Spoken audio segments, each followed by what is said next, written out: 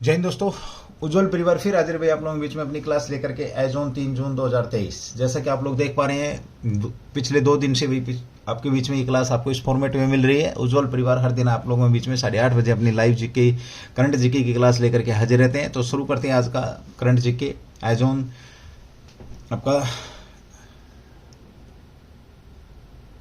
जून 3 जून 2023। पहला क्वेश्चन लेते भाई, साइकिल दिवस आपका चर्चा में, तो साइकिल दिवस चर्चा में क्यों है? सबसे पहले तो ये कब मनाया जाता है? ये आपका है विश्व साइकिल दिवस है भाई। आपका क्या है? विश्व साइकिल दिवस है आपका ये, ठीक है। ओके, कब मनाया जाता है आपका भाई? ये 3 जून को मनाया जाता है, जैसा कि आप लोगों को पता है 3 जून को। इस साइकिल दिवस का उद्देश्य क्या है भाई? उद्देश्य क्या है? ये बड़ा प्यारा क्वेश्चन है यहाँ पे। तो उद्देश्य क्या है? साइकिल के प्रति लोगों को जागरूक करना। क्या करना भाई? लोगों को जागरूक करना, लोगों में जागरूकता फैलाना। किसको लेकर के भाई? साइकिल के प्रति, यानी कि साइकिल चलाने से होने वाले जो स्वास्थ्य जो लाभ हैं, इन लाभों को लेकर के लोगों को जागरूक करना, ये इस दिवस का उद्देश्य है। अब बात आती है कि ये कौन से नंबर का आपका साइकिल दिवस मनाया जा रहा है? तो भाई मेरे 6वें नंबर का साइकिल दिवस मनाया जा रहा है। कौन से नंबर का भाई? आपका ये 6वें नंबर का, यानी कि 2023 के अंदर जो साइकिल दिवस मना रहे हैं वो कौन से नंबर का आपका? 2023 के अंदर तो 6वें नंबर का है। साथ ही हम बात करते हैं तो पहली बार कब मनाया? तो संयुक्त राष्ट्र, किसके द्वारा भाई? आपका ये संयुक्त राष्ट्र महासभा ने, किसने भाई? आपका संयुक्त जो राष्ट्र महासभा है, संयुक्त राष्ट्र महासभा ने महासभा द्वारा इसको कब मनाने की बात कही? तो 2018 में। तभी तो ये 6वें नंबर पे आएगा आपका। तो 2018 में इसकी बात हुई है मनाने की, ठीक है। तो 6वां साइकिल दिवस आपका मनाया जा रहा है। तुमसे एक क्वेश्चन है मेरा, आप लोगों से कल मैंने बात करी थी भाई आपका दुग्ध दिवस कब मनाया जाता? तो दुग्ध दिवस की जब भी हमने बात करी थी तो दुग्ध दिवस आपका 1 जून को मनाया गया था। साथ ही हमने आप लोगों से एक और बात करी थी कि माता पिता माता पिता को सम्मान के लिए, माता पिता के सम्मान के लिए एक दिवस और मनाया जाता है। वो भी कब? आपका 1 जून को ही मनाया जाता है, ठीक है। तो चलिए दोस्तों, ये हो रही थी आपके दिवस की बात। पहला ही क्वेश्चन था, इस पे ज़्यादा मैं बात कर नहीं पाऊंगा आप लोगों से, क्योंकि हमने आगे बढ़ना है। तो चलिए दोस्तों, आपके महत्वपूर्ण जो दिवस उनका आप विशेष तौर पे ध्यान जरूर रखेंगे। हम करवाते रहते हैं, तो आज आप इतने से ही काम चलाएंगे। कल या परसों जब भी मैं आप लोगों के बीच में सिंपली तौर पे जो हमारी क्लास का फॉर्मेट रहता है उस फॉर्मेट में आऊँगा, तो आप लोगों को और भी ज़्यादा बता दिया जाएगा। तो चलिए दोस्तों, इसका एक बार आप स्क्रीनशॉट ले सकते हैं। उसके बाद बढ़ते हैं अगले क्वेश्चन की तरफ, क्वेश्चन नंबर 2, जो कि आपके बीच में है भाई। आई थिंक मेरे हिसाब से स्क्रीनशॉट हो गया होगा आपका, ठीक है। चलिए भाई शुरू करते हैं अगला क्वेश्चन जो कि आपके बीच में है। क्वेश्चन नंबर 2, क्वेश्चन नंबर दूसरा क्या भाई आपका? अभी हाल ही में भाई आपका क्या है?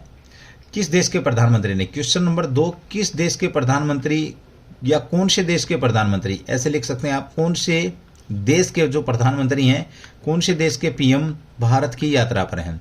भारत की यात्रा पर हैं। बहुत प्यारा क्वेश्चन है भाई, भारत की यात्रा पर हैं।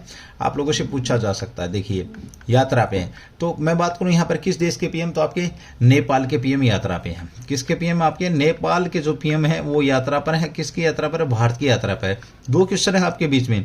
एक तो ये कि कितने दिवस की यात्रा पर हैं, खैर पता होना चाहिए आपको, पेपर में तो मे भी शायद नहीं आएगा। कितने दिवस की यात्रा पर हैं नेपाल के जो पीएम साहब हैं। अब मैं बात करूं इन्होंने क्या किया हाल ही में, यहाँ आकर के क्या किया? बड़े इंपॉर्टेंट काम किए। 7 जो समझौते हैं, 7 समझौतों पर क्या किया है?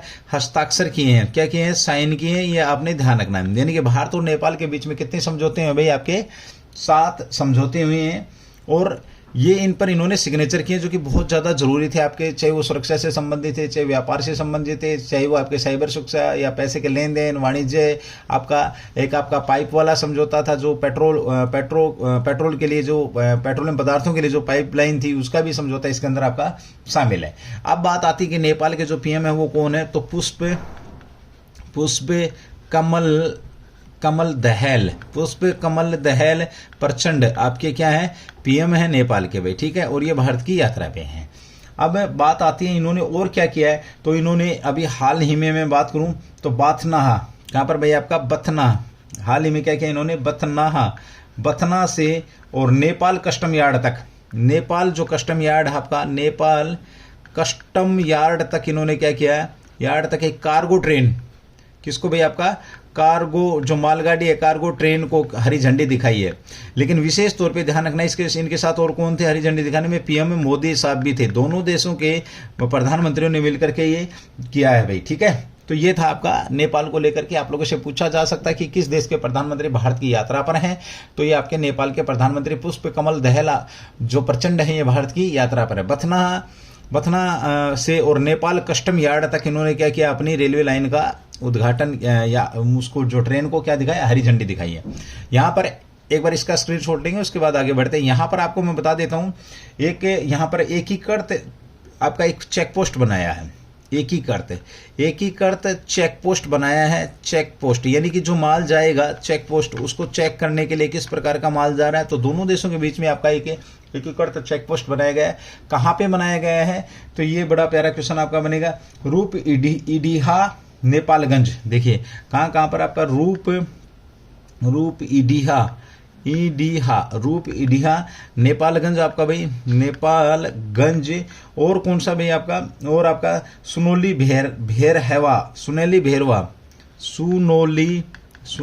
आपका भेरहवा के मध्य है। इन्होंने एकीकृत यानी कि आपका जो माल को चेक करेगा एक चेक पोस्ट भी का भी उद्घाटन किया है। किसका? कि आपसे पूछेगा चेक पोस्ट का उद्घाटन कब किया गया? तो अभी चेक पोस्ट का भी उद्घाटन किया गया है। जो कार्गो जो ट्रेन होगी या जो भी आपका माल का आना जाना होगा, उसको क्या किया जाएगा? चेक किया जाएगा कि किस प्रकार से यहाँ से आवाजाही हो रही है। ये क्वेश्चन आपके बीच में है, ध्यान रखेंगे, ठीक है। तो चलिए आप थोड़ी सी बात करते हैं नेपाल की बात करते हो तो राजधानी आप लोगों को पता है। राजधानी की अगर मैं बात करूँ तो क्या है? काठमांडू है भाई। काठमांडू क्या है? राजधानी है, जैसा कि आप लोगों को पता है। यहाँ की अगर मैं बात करूँ, राष्ट्रीय पशु क्या है? तो गाय। क्या है राष्ट्रीय पशु? क्या है यहाँ का? राष्ट्रीय नेशनल जो एनिमल की अगर हम बात करते हैं तो राष्ट्रीय पशु है आपका गाय है, राष्ट्रीय पशु। और इस पशु को ऋग्वेद के अंदर, किसके अंदर भाई आपका लिख रहा हूं मैं, ऋग्वेद के अंदर गाय को क्या बोला गया? अघन्या। इसका मतलब क्या होता है? अघन्या का मतलब होता है न मारने योग्य। आपने ध्यान रखना है कि गाय को अघन्या कहां पर बोला गया? ऋग्वेद के अंदर बोला गया है। अघन्या न मारने योग्य कहा गया। और एक इसका जो आदर्श वाक्य है वो और भी जबरदस्त है। इस आदर्श वाक्य में कहा गया कि जननी जन्मभूमि, मैं यहाँ पे लिखूं जननी, नजर नहीं आएगा शायद यहाँ पे, देखिए मैं लिखूंगा इसका आदर्श वाक्य। तो जननी जन्मभूमि आपकी स्वर्ग से भी बढ़कर है। किससे बढ़कर? आपकी स्वर्ग से भी बढ़कर है। ये आदर्श वाक्य है, ध्यान रखना। किसका? नेपाल का आदर्श वाक्य है। दूसरा एक और क्वेश्चन यहाँ पे आपका बनता है कि आदर्श वाक्य तो चलो ठीक है, ये हो गया आपका आदर्श वाक्य, जननी जन्मभूमि स्वर्ग से भी बढ़कर गए। और जो हम बात करते हैं राष्ट्रीय पशु की, वो भी आपके बीच में हो चुका है। हाँ, सबसे ज्यादा हिंदू कहाँ पर रहते हैं विश्व में? सबसे ज्यादा हिंदू प्रतिशत में अगर मैं बात करूं तो वो कहाँ पर? आपके नेपाल के अंदर ही है। ये में भी शायद 81.3% के आसपास हैं। चेक करेंगे इसको भाई, ठीक है। तो ये था नेपाल के साथ हमने बहुत सारे यानी कि कुल कितने 7 समझौतों पर अभी साइन हुए हैं। 7 समझौतों पर क्या किया गया है? सिग्नेचर किया गया है। एक और क्वेश्चन आपके बीच में बनता है। देखिए आप लोगों से पूछा जाता है, कई बार क्वेश्चन आता है पॉलिटी का कि सबसे पुराना संविधान। देखिए सबसे पुराना जो संविधान है, अगर हम उसकी बात करते हैं तो संविधान कौन किसका? सबसे पुराना संविधान यूएसए का है, लिखित संविधान की बात हो रही है, ठीक है। और सबसे बड़ा संविधान की अगर हम बात करते हैं तो किसका? इंडिया का है। सबसे बड़ा संविधान किसका है? सबसे बड़ा इंडिया का। लिखित संविधान की बात हो रही है, कोडिफाइड संविधान की बात हो रही है। अब पूछा जाता है सबसे नया जो लिखित संविधान है, नया लिखित जो संविधान है ये किसका? आपका तो नेपाल का। सबसे नया लिखित संविधान नेपाल का है, नेपाल का। और सबसे ज्यादा मैं बात करूं, ये जो विदेशी मुद्रा भंडार का जरिया इनके पास केवल और केवल किसका है? तो वो है आपका पर्यटन का। और हाल ही में अभी आपके रीता करके कोई शेरप्पा हैं जिन्होंने 28 बार, किसको भाई? 28 बार एवरेस्ट को फतेह किया है। ध्यान रखेंगे नेपाल के ही है। तो चलिए दोस्तों, ये था नेपाल का क्वेश्चन। अगले क्वेश्चन की बात करते हैं जो कि आपके बीच में क्वेश्चन नंबर 3 जो कि चर्चा में है भाई, ठीक है। चलो भाई अगला क्वेश्चन, इसका स्क्रीनशॉट हो गया होगा आपका। क्वेश्चन नंबर 3 आज की क्लास का ये है भाई। अगर क्लास आपको ठीक लगती है तो आप लोगों से रिक्वेस्ट है क्लास को शेयर करेंगे। जो लोग नए हैं उनसे मेरी रिक्वेस्ट है कि वो चैनल को सब्सक्राइब जरूर करेंगे। तो बात करते हैं किसके भाई? आपका हाल ही में आपका हरदीप पुरी साहब चर्चा में है। हरदीप पूरी चर्चा में है, पूरी चर्चा में। तो इन्होंने क्या किया, हरदीप पूरी चर्चा में क्यों है, तो इन्होंने हाल ही में आपका स्वनिधि मोबाइल ऐप को लॉन्च किया है। चर्चा में किसने अभी हाल ही में, देखिए पीएम स्वनिधि जो आपका PM Svanidhi mobile app, mobile application जो है, ऐप को क्या किया, लॉन्च किया है इन्होंने भी, ठीक है। अब आपके ध्यान में हो स्वनिधि योजना, बड़ी महत्वपूर्ण योजना है स्वनिधि योजना की। जब हम बात करते हैं तो ये कौन सी योजना है, ये वो योजना है जो कोरोना के समय, कब, कोरोना के समय पीएम के द्वारा चलाई गई थी। किसके द्वारा, पीएम के द्वारा चलाई गई थी। आपने देखा होगा कोरोना में जो लोग गली गली में आपके जो सामान बेचते हैं, जो स्ट्रीट वेंडर, एक शब्द आता है आपका स्ट्रीट वेंडर, जिसकी मैं बात करूं क्या आपका भाई, स्ट्रीट जो वेंडर्स हैं उनसे इसका संबंध है। स्ट्रीट वेंडर्स यानी कि जो गली में अपना सामान बेचते हैं घूम घूम करके, उन लोगों को आत्मनिर्भर बनाने के लिए, साथ में उनका व्यापार दोबारा से शुरू हो सके। व्यापार जो बर्बाद हुआ कोरोना में, वो घूम घूम करके बेच नहीं पाए, तो उसको वो दोबारा से शुरू हो आपका, ठीक है, व्यापार शुरू हो, आत्मनिर्भर, और ताकि रोजगार मिल सके, रोजगार उनको मिल सके। ये सारे क्या है, इसके उद्देश्य हैं। इसको ध्यान में रखते हुए आपका प्रधानमंत्री मोदी साहब ने इसे लॉन्च किया था। आपका कब किया था इसका, तो 20 में इसको लॉन्च किया था भाई। कब किया था, 20 में इसको लॉन्च किया था, ध्यान रखेंगे आप, ठीक है। ओके, अब इसको क्या किया है, इस जो स्वनिधि पीएम योजना, यानी कि जो आपकी कोरोना काल में जो स्ट्रीट वेंडर थे, इसमें होता क्या था भाई, इसमें लगभग मेरे ख्याल में 10,000 रुपए आपका क्या दिया जाता था, 10,000 रुपए लोन, यानी कि स्ट्रीट वेंडरों को लोन देने के लिए ये आपकी चलाई गई थी ये योजना। और पीएम आपका स्वनिधि मोबाइल ऐप अभी लॉन्च हरदीप पुरी साहब ने कर दिया है। हरदीप पुरी साहब को शहरी आवास मंत्रालय के क्या है, वर्तमान में ये आपके मंत्री हैं, शहरी एवं आवास मंत्रालय के मंत्री हैं। इनका भी आपने ध्यान रखना है। मंत्रालय पूछ सकता है, आवास व शहरी मामलों के मंत्री हैं। उद्देश्य रोजगार निर्मित आत्मनिर्भर, ये मैंने आप लोगों को सारी चीजें यहाँ पे बता दी हैं। तो अगले क्वेश्चन की बात करेंगे, क्वेश्चन नंबर 4 आपके बीच में। तो स्वनिधि पीएम योजना हाल ही में किसके द्वारा की गई लॉन्च, तो जरूर ध्यान रखेंगे प्रधानमंत्री आंसर नहीं करेंगे इसका। ये लॉन्च जब करी गई थी तो प्रधानमंत्री ने करी थी 20 में, ठीक है। अब इसका जो एप्लीकेशन है, वो एप्लीकेशन किसके द्वारा, तो हरदीप सिंह पुरी के द्वारा।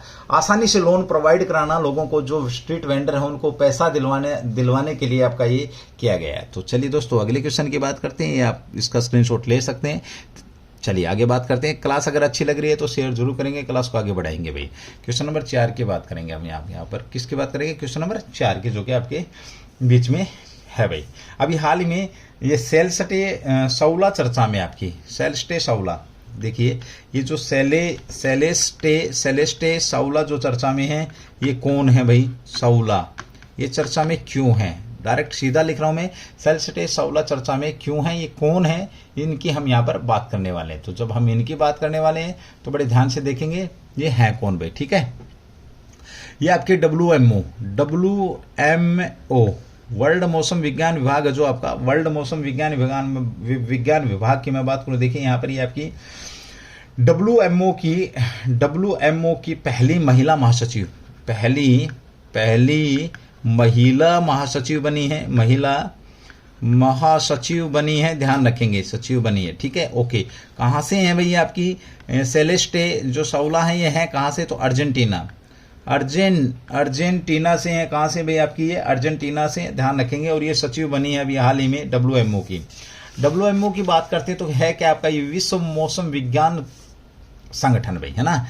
तो ये अर्जेंटीना की है, कहाँ की, अर्जेंटीना की हैं, ध्यान रखना, अर्जेंटीना, ठीक है, अर्जेंटीना से हैं। साथ ही हम बात करते हैं, ये पहली महिला महासचिव बनी है, सेलस्टे WMO की हैं। इसकी फुल फॉर्म की अगर हम बात करते हैं तो हिंदी में लिखेंगे विश्व मौसम विज्ञान संगठन भाई, ठीक है।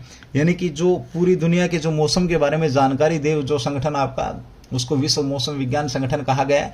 और इसकी पहली महिला आपकी एक किस्म से हेड कह सकते हो। हेडक्वार्टर क्या है इसका जो हेडक्वार्टर है, वो हेडक्वार्टर भाई जिनेवा में है। कहाँ पर आपका, जिनेवा में है। जिनेवा कहाँ आपका, तो स्विट्जरलैंड में है। स्विट्जरलैंड के अंदर क्या आपका जिनेवा है, ये आपने ध्यान रखना, ठीक है। ओके, हेडक्वार्टर की बात होगी। और अभी हाल ही में अर्जेंटीना की जो है, इन्होंने ये काम किया है, पहली महिला बनी है, ये आपने विशेष तौर पे ध्यान रखना है। ठीक है। ओके, WMO की अगर हम बात करते हैं स्थापना की, तो इसकी स्थापना जरूर आप लिखेंगे 1873 में। ये 1873 में इसकी क्या हुई स्थापना।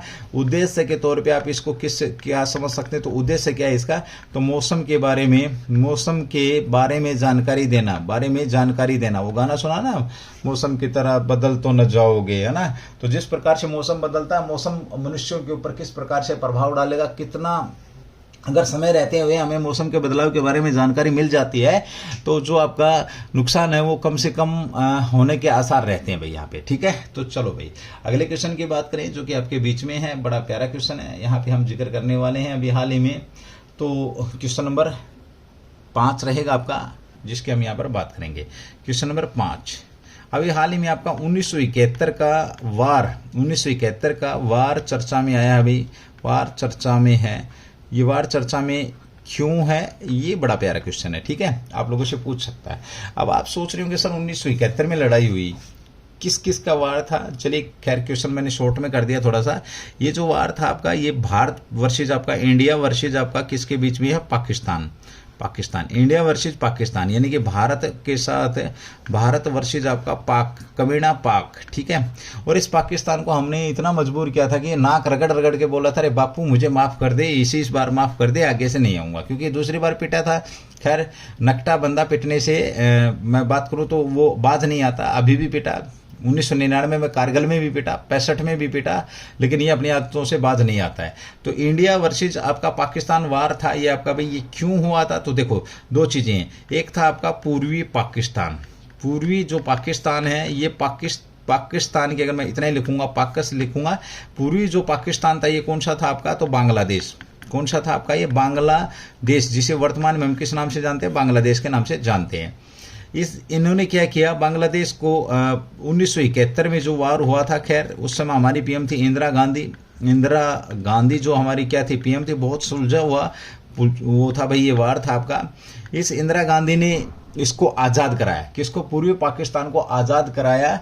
ध्यान रखेंगे, भारत की सेना भेज करके। ठीक है, भारत की सेना भेज करके। इसके जो 1971 की जो लड़ाई आरंभ हुई थी, वो आरंभ किस वजह से हुई थी, तो ऑपरेशन सर्च लाइट चलाया था पाकिस्तान ने। एक ऑपरेशन चला दिया पाकिस्तान ने, ऑपरेशन सर्च लाइट चलाया, जो कि इसके जैन का जंजाल बन गया भाई। ठीक है, सर्च लाइट चलाया। ठीक है, यहाँ पर याह्या खान राष्ट्रपति कौन थे, याह्या खान थे। याह्या खान क्या थे, राष्ट्रपति थे। चलो कोई बात नहीं भाई। ठीक है, इन्होंने चला दिया। हमारी सेना को आदेश मिला, और हमारी सेना ने इनके बढ़िया तरीके से धुलाई करी अच्छे से पाकिस्तान की। एक बार मैं इसको रफ करता हूँ, उसके बाद आगे बढ़ते हैं भाई एक बार। ठीक है, चलिए अब क्या हुआ, 1971 में क्या हुआ, युद्ध हुआ 16 दिसंबर 1971 को। पाकिस्तान ने भारत के सामने नाक रगड़ी और बोला, बापू जी मुझे माफ़ कर दो, यानी कि सरेंडर कर दिया। सरेंडर किया लगभग 90,000 कह सकते हो, या आप 91,000 सैनिक, या 91,000 सैनिक भी कह सकते हो। सैनिकों ने क्या किया, सरेंडर किया, हथियार डाले और लिखित में दिया है कि हम हार मानते हैं। ठीक है, ये भारत ने यहाँ पर ऑपरेशन त्रिशूल चलाया था। ध्यान रखना, भारत ने भी ऑपरेशन त्रिशूल भी, अगर पूछे, त्रिशूल भी आपका 1971 से ही संबंधित है, याद रखना इस बात को। ठीक है, ओके। अब भारत ने क्या किया, उन 90,000 जो सैनिक थे आपके, या 91,000 जो सैनिक थे, उनके हथियार डालने पर मजबूर किया 16 दिसंबर 1971 को। और इस कमीने पाकिस्तान ने हमारे सामने हाथ जोड़े, ना कर गई। ठीक है, हमने माफ़ कर दिया, लेकिन ये आज भी हमारे को सेध रहा है। मैं हिस्ट्री का स्टूडेंट हूँ दोस्तों, ध्यान रखना, जहाँ जहाँ पर जिस को माफ़ी दी गई है, वहाँ पे सर्वनाश हुआ है। माफ़ी की सज़ा आज तक भुगत रहे हैं। काश उस दिन ही इसको ना और बढ़िया तरीके से, हमारी जो सेना थी वो कराची तक, लाहौर तक पहुँच गई थी, और आज भारत का नहीं कोई एक डिस्ट्रिक्ट होता लाहौर या कराची जो भी था। ठीक है, खैर चलो छोड़ दो उस बात को, तो छोड़ो आप, कोई नहीं। हमने तो एक क्वेश्चन देखना, ऑपरेशन त्रिशूल पूछे आपसे। सरेंडर 90,000 91,000 सैनिकों ने सरेंडर किया था 16 दिसंबर 1971 को किया था। फिर अब चर्चा में क्यों आया, तो उस युद्ध में जो दुर्लभ तस्वीरें थी ना, इसकी नाक रगड़ते की तस्वीर है ना, यानी कि इसके सिग्नेचर करते हुए की तस्वीर, सरेंडर करते हुए की तस्वीर, जो आपकी तस्वीरें हैं, यानी कि दुर्लभ तस्वीरें इनकी चर्चा में आई। क्या भाई, दुर्लभ तस्वीर, दुर्लभ जो तस्वीर है या फोटो हैं, तस्वीरें चर्चा में हुई। उस दुर्लभ तस्वीरों को बांग्लादेश ने क्या किया, बांग्लादेश ने अभी हाल ही में क्या किया है भाई साहब ने, एक लिबरेशन वार गैलरी बनाई है। लिबरेशन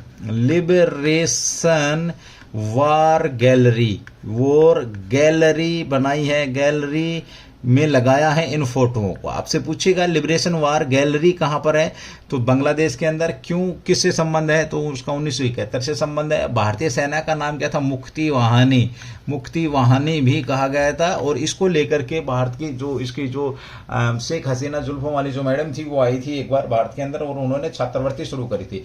जिन लोगों का 1971 में क्या हुआ था भाई, जिन लोगों का 1971 में जो शहीद हुए थे, उनके बच्चों को लेकर के दिल्ली में तकरीबन 200 विद्यार्थियों को, लगभग 200 विद्यार्थियों को छात्रवृत्ति योजना देकर के गई थी। इस योजना के तहत 200 विद्यार्थियों को छात्रवृत्ति योजना मिलनी थी। बांग्लादेश की बात करी हमने यहाँ पर, तो बांग्लादेश की अगर हम बात करते तो वर्तमान में सबसे ज्यादा जो सीमा रेखा लगती है वो बांग्लादेश की लगती है 4096 किलोमीटर। भारत के साथ है बांग्लादेश 4096 किलोमीटर सबसे ज्यादा इंटरनेशनल सीमा रेखा बनाता, ध्यान रखना बांग्लादेश। और इसने हमारे किस राज्य को 3 तरफ से घेर रखा है, तो त्रिपुरा को बांग्लादेश ने 3 तरफ से घेर रखा है। ये भी आपके बीच में क्वेश्चन पे बन सकता है, विशेष तौर पे आप इस क्वेश्चन को भी ध्यान रखेंगे। ठीक है भाई, चलिए अगले क्वेश्चन की बात करते हैं। ये था आपका बांग्लादेश को लेकर के, बांग्लादेश के साथ हमारा विवाद भी रहा है, अच्छा क्वेश्चन था ये। चलो अगला क्वेश्चन एक बार इसका स्क्रीनशॉट लेंगे। क्वेश्चन नंबर 6 आपके बीच में है, जो कि आपसे पूछा जा सकता है। क्वेश्चन नंबर 6 पे, ठीक है। क्वेश्चन नंबर 6 क्या है, अभी हाल ही में अगर मैं बात करूं तो आपकी यहाँ पे एक सूचकांक जारी हुआ था भाई कुछ दिन पहले ना। तो कौन सा सूचकांक जारी हुआ है, वैश्विक दास्ता सूचकांक 2023। वैश्विक दास्ता सूचकांक 2023 आप कह सकते हो। स्लैब जो इंडेक्स है आपका, इंटरनेशनल स्लैब इंडेक्स जो आपका जारी हुआ, वैश्विक दास्ता सूचकांक आपका चर्चा में है 2023। इसमें भारत कौन से नंबर पर है, ध्यान रखना भारत का कोई नंबर नहीं है भाई, आपको जान करके होगा कोई नंबर नहीं है। बट एक नंबर भी है, आप सोचने पे मजबूर हो जाएं, सर ये कौन सी बात है, कोई नंबर भी नहीं है, एक नंबर है। अब देखो भारत को अगर मैं बात करूं तो भारत को ना तो पहले नंबर पर है भाई, है ना, पहले नंबर पर भी नहीं है। यानी कि सबसे ज्यादा जो आपके दास हैं उनमें सबसे ज्यादा दासों में पहले नंबर पर भी नहीं है और सबसे कम नंबर पर भी नहीं है। अब तुम्हें ये जानना होगा सर पहले नंबर पर कौन है, फिर कम नंबर पे कौन है। तो सबसे ज्यादा जो दास हैं, अगर हम बात करें इस सूचकांक का जो उद्देश्य है वो देखो, दास्ता के बारे में लोगों को बताना कि कैसे कैसे दास्ता से मुक्ति होनी चाहिए, दास्ता के प्रति लोगों को जागरूक करना, ये आपका इस इंडेक्स का काम है। अब आप सोच रहे होंगे कि ऐसा भी हो सकता है कि 2023 के अंदर, यानी कि मॉडर्न जो आपकी स्लेव है, यानी कि स्लेव जो प्रथा थी वो तो बहुत पुरानी थी, कब शुरू हुई ये तो नहीं कहा जा सकता, लेकिन हमारे को बहुत सालों से हमें इस बारे में जानकारी मिलती है कि भाई दास थे भारत के अंदर दास थे। तो अब मॉडर्न टाइप की दास्ता की यहाँ पे बात हो रही है, यानी कि बंधुआ मजदूर और आप ह्यूमन ट्रैफिकिंग की बात हो रही है। यहाँ पे कौन सी बात हो रही है, तो यहाँ पे लिखूं मैं बंधुआ मजदूर, यानी कि आपने किसी को पैसे दे दिए और उससे आप लगातार काम करा रहे हो, तो वो भी आपका दास ही है।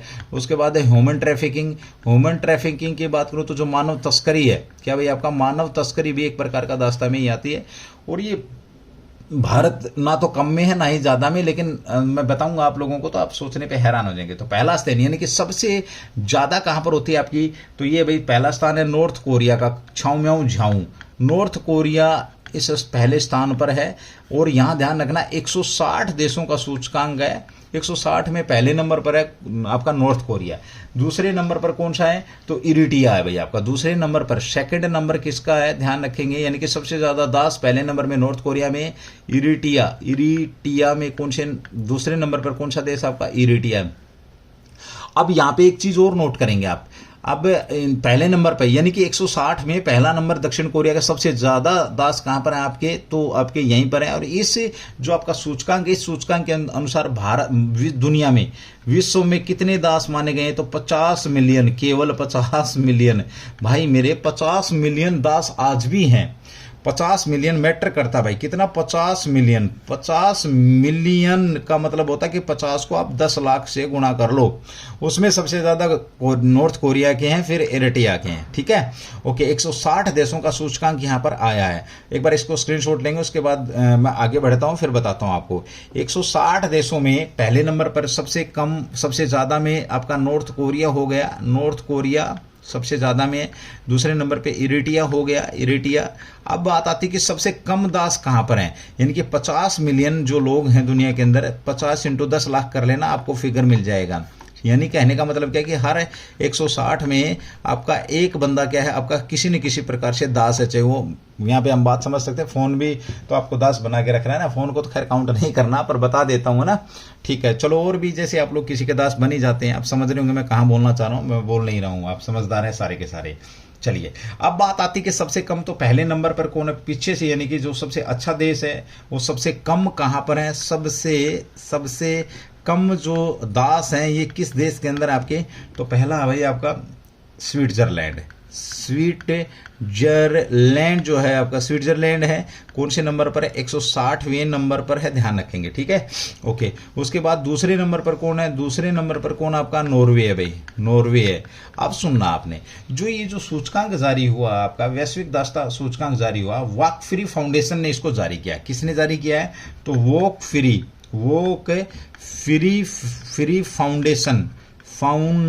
फाउंडेशन द्वारा इसको जारी किया। किसके द्वारा, वॉक फ्री फाउंडेशन के द्वारा इसको जारी किया गया है। इसने 4 ही लोगों को नाम बताया कि भाई ठीक है, नॉर्थ कोरिया में सबसे ज्यादा, एरिट्रिया में सबसे ज्यादा दूसरा नंबर, पहले नंबर पे सबसे कम आपका स्विट्जरलैंड के अंदर 160, और ये आपका 159वें नंबर पर कौन, नॉर्वे। अब इसने एक चीज बताई जो भारत को लेकर के है ना, भारत कौन से नंबर पे, ये इस प्रकार की कोई इसने सूचकांक जारी नहीं किया है, लेकिन भारत कौन से नंबर पे, ये अपने इशारों में बताया गया कि भारत की स्थिति क्या है, खराब है। कैसे खराब है देखेंगे आप लोग। देखिए, इसने क्या कहा कि G20 के अंदर जो देश हैं, G20 जो देश हैं आपके, इन देशों में G20 के जो देश हैं, अब तुम्हें ये पता होना चाहिए कि G20 में देश कितने हैं। ये क्वेश्चन तुम्हारे से है, कितने सदस्य हैं इसके, G20 के सदस्य कितने हैं, याद रखेंगे। इसमें भारत पहले नंबर पर है, मौज कर दी भाई, पहले नंबर पर है। बाकी इसने किसी दूसरे देशों के नंबर नहीं बताए हैं, ये आपने ध्यान रखना, ठीक है। तो G20 कौन से नंबर, G20 के देशों की यहाँ पे बात हो रही है, पहले नंबर पर है भारत इसके अंदर। तो ये आपका क्वेश्चन बन जाएगा कौन से नंबर पे, आप लोग देख सकते हैं। यानी कि हालत हमारी खराब ही है, ज्यादा अच्छी नहीं है। तो वॉक फ्री फाउंडेशन के द्वारा आपका ग्लोबल स्लेवरी या आधुनिकता दास्ता, क्या बोलेंगे उसको, ग्लोबल स्लेवरी इंडेक्स जारी किया है। ग्लोबल स्लेवरी या आधुनिक दास्ता भाई आपका, या आधुनिक दास्ता की बात यहां पर हो रही है, ठीक है। तो चलिए भाई अगले क्वेश्चन की बात करेंगे। क्वेश्चन जो कि आपकी क्लास का अंतिम क्वेश्चन हो सकता है, क्वेश्चन नंबर 7 है। मैंने 7 क्वेश्चन ही कराने थे आपको, हम वैसे 10 क्वेश्चन का टारगेट रहता है हमारा, ठीक है। लेकिन कल से इस फॉर्मेट में मैं आपको केवल 7 क्वेश्चन ही करा रहा हूँ, तो क्वेश्चन नंबर 7 आपके बीच में रहेगा भाई, ठीक है। तो जूनियर एशियाई हॉकी कप आपका चर्चा में, कौन सा भाई आपका, जूनियर एशियाई हॉकी कप आपका चर्चा में। कौन सा कप आपका, जूनियर एशियाई हॉकी कप किसका भाई, पुरुषों का चर्चा में है। तो ये सबसे बड़ी बात है कि चर्चा में क्यों है। अभी हाल ही में क्या, कहां पर हो रहा था आपके, ओमान में। कब से कब तक हुआ ये आप लोग बताएंगे मुझे। ओमान में हो रहा था आपका, ओमान आयोजक पूछे आपसे तो यही थे, आयोजक कौन है आपका, ओमान है। यहां पर हमने क्या किया है, कमीना जो पाकिस्तान है, पाकिस्तान की हमने क्या करी है भाई, पाकिस्तान की धुनाई करी है, पाकिस्तान को हराया है। किसने हराया, भारत ने। और भारत ने जूनियर आपका जो जूनियर एशियाई जो आपकी चैंपियनशिप, हॉकी जो चैंपियनशिप है, हॉकी चैंपियनशिप जो पुरुषों की है, इसको जीत लिया है। कौन सी बार जीता, अगर ये आप लोगों से पूछे तो चौथी बार, 4th टाइम ऐसा आया है, 4th टाइम आपका भारत ने इस चैंपियनशिप को जीता है। उपविजेता की बात करें तो कौन है, पाकिस्तान ही है उपविजेता अगर आप लोगों से पूछता है तो कौन आपका, पाकिस्तान है। पाकिस्तान को हरा करके हमने ये काम किया है, ध्यान रखेंगे, पूछा जा सकता है। बड़ा अच्छा क्वेश्चन है यहाँ पे, और एक बार रफ कर रहा हूँ, आगे बढ़ रहा हूँ। ये पहली बार कब हुआ इसका आयोजन, अगर हम पहली बार की बात करते हैं तो इसका आयोजन हुआ है 998 में इसका क्या हुआ भाई, पहली बार आयोजन हुआ। ये आपके बीच में क्वेश्चन यहाँ पे बन सकता है, पूछेगा किसी भी हालत में। पहली बार 1900, पहली बार लिख लेना भाई, पहली बार आयोजन कब होता है? 98 में होता है। और अब तक भारत ने किसको जीत लिया है? कितने बार जीता? इसको 4 बार जीता। भारत ने 4 टाइम इसको जीत लिया है। ये भी आपके बीच में क्वेश्चन है। अगला क्वेश्चन यहाँ पे थोड़ा सा कुछ, अगर मैं बात करूँ कुछ विशेष जो आपके रहे, अभी आईपीएल आपका चर्चा में था। आईपीएल चर्चा में था। आईपीएल में आपका जो MS धोनी वाली जो टीम थी, MS धोनी वाली टीम कौन सी थी? तो हम यहाँ पर CSK की बात करते हैं। किसकी बात करते हैं? CSK, यानी कि जो आपकी चेन्नई जो आपकी टीम थी, चेन्नई टीम ने क्या किया? 5वीं बार जो आपका इंडियन प्रीमियर लीग इसको जीता। कौन सा सेशन था? ये आपका 16वां सेशन था। MS धोनी वाली जो टीम थी, चेन्नई 5 बार, और पहले 5 बार किसने जीत रखा? तो मुंबई ने पहले 5 बार जीत रखा। ये अपने ध्यान रखना। उप विजेता IPL का कौन बना है? तो गुजरात भाई, आपका गुजरात क्या बना है? उप विजेता रहा है। उप विजेता रहा। बड़ा इंटरेस्टिंग मैच था जो फाइनल मैच था, हालांकि मैंने देखा नहीं, पर बता रहा हूं आपको, थोड़ा सा ठीक मैच था। एक था पुरुष T20 वर्ल्ड कप हुआ था आपका पीछे भाई। पुरुष T20 वर्ल्ड कप भी अगर आप लोगों से पूछा जाए, T20 वर्ल्ड कप हुआ था क्रिकेट का। पुरुष T20 वर्ल्ड कप हुआ था। ये किसने जीता था? तो ये इंग्लैंड ने जीता था। याद रखना, इंग्लैंड ने ये भी किसको हराया था? पाकिस्तान को हरा करके जीता था। अभी हाल ही में एक महिलाओं की हॉकी जूनियर चैंपियनशिप हुई थी, महिलाओं की ये किसने जीती थी? तो वो हरियाणा ने जीती थी। याद रखना भाई, किसने जीती थी? आपकी हरियाणा ने जीती थी। तुमसे क्वेश्चन है, अभी हाल ही में यूपी की जो हॉकी टीम है, कौन सी हॉकी टीम ने कौन सी आपकी चैंपियनशिप जीती है? ये आपके बीच में क्वेश्चन, यहाँ पे अंतिम क्वेश्चन है। तो चलिए दोस्तों, ये थी आज की क्लास और अंतिम क्वेश्चन था आपका। कल शायद आपको आपकी दूसरे फॉर्मेट में क्लास मिले, जिस फॉर्मेट में हम क्लास को देते हैं। क्लास कैसी रही, कैसी लगी? कल तो आप लोगों ने कमेंट्स दिए नहीं इतना, चलो थैंक यू बोल रखा आप लोगों ने, कुछ लोगों ने। फिर भी चलिए दोस्तों, जैसा भी था भाई, एज पर पॉसिबल आप लोगों के बीच में जो हम दे सकते थे, डिलीवर कर सकते थे, वो कंटेंट आपको डिलीवर हम कर चुके। तो थैंक यू, जय हिंद, जय भारत, डू दी बेस्ट।